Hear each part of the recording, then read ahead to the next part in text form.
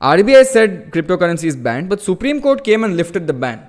So is it legal in India or is it not legal in India? Now, what's happening in India? Now, remember when Bitcoin was introduced in India last time, what happened? Right? Last time when Bitcoin was in India, suddenly the entire government was like, what the fuck? What is this? What is this new coin that has come into the market? Scam. Straight away they said Bitcoin is equal to scam.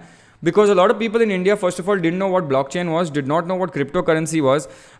It was like how COVID entered at a time, early March, when no one knew what COVID was. Similarly, cryptocurrency entered India when a lot of people didn't know what cryptocurrency was. And at that time, I remember there was this company called ZebPay that was actually allowing transactions for people to buy in cryptocurrency. And as soon as a lot of transactions started happening in Bitcoin, I think the government actually didn't know what was happening, and they said, okay, let's come here and just do a blanket ban on everything and let's ban cryptocurrency. I think RBI came out with a huge statement and said, we are going to ban cryptocurrencies. And I remember as soon as they banned cryptocurrencies, a lot of companies like ZebPay and all had to shut down.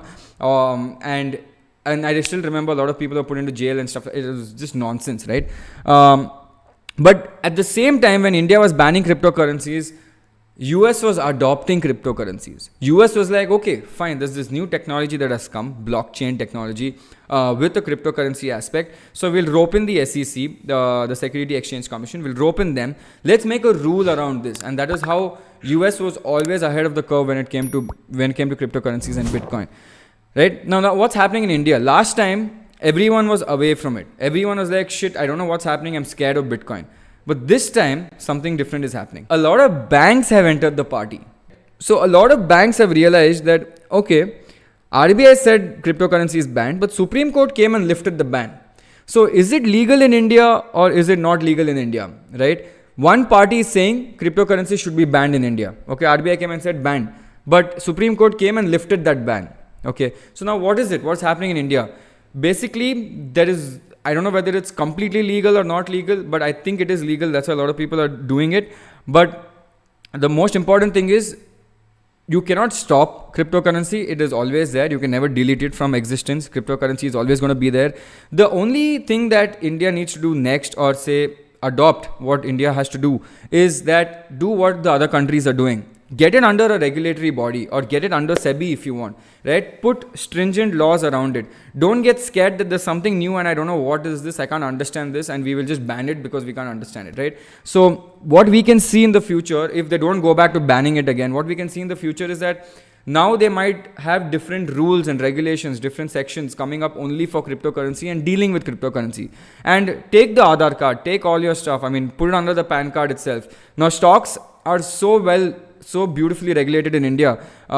It can be the same with Bitcoin as well. And if that happens, a lot of people will start trading in Bitcoin. SBI, ICICI Bank and HDFC Bank, which is like three of the biggest banks in India, are actually allowing customers to invest in cryptocurrency, which is a huge step for India, right? And going against RBI's notion of, okay, we want to ban this, and compared to Supreme Court coming and saying, you can't ban this, there's nothing wrong about this, right? But I'm pretty sure in the future, if you start predicting, if this becomes a bigger threat, not a threat, if it becomes a big issue in India, I'm pretty sure in the near future, you will see more scams happening on Bitcoin, obviously. But I think it'll be very easy that they'll just come and start making rules and regulations and start putting it under the government rules, which is okay, which is fine. Something better than nothing. At least you can invest in cryptocurrencies with a peace of mind, right?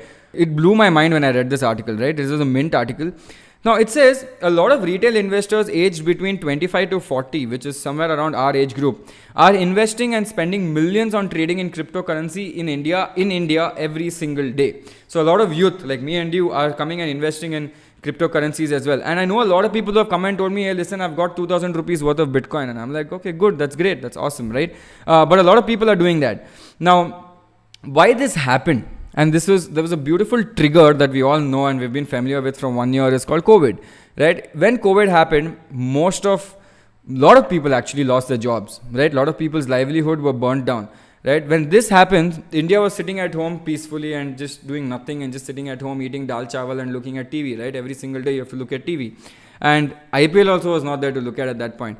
But then a lot of people had lost their jobs and they were sitting at home. And India is obsessed with passive income. Everyone likes to make extra money. In India, if you tell anyone that you can make some money on the side, they will never say no. Right? We love that attitude about us, because that we're always trying to make extra money.